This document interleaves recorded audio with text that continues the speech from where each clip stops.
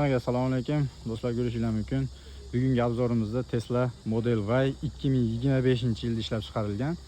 Mashinamiz поврежденияsi xo'p oldidan bo'lgan.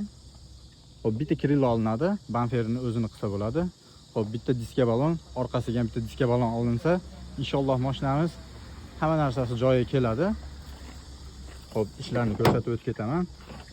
Birkada 2025 birinchi-oy, hamma narsasi bor.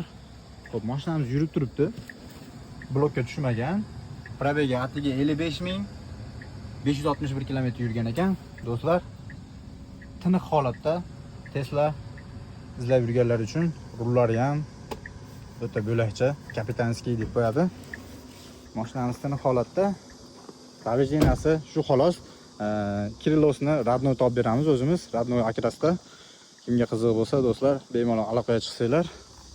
Mashinamiz narxiga keladigan bo'lsa, $18,000 deyapmiz. Ozgina kelishadigan joyi bor.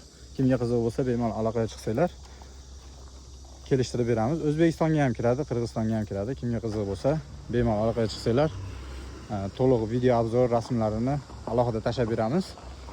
Fara olish shart emas, farasi o'zi joyida. Olinadigan narsa bitta krilo, ikkita diska balon olinadi. Bo'ldi akalar. Mashina nahadu yurib turgan. Kimga qiziq bo'lsa, aloqaga chiqinglar. Assalomu alaykum va rahmatullohi va barakatuh.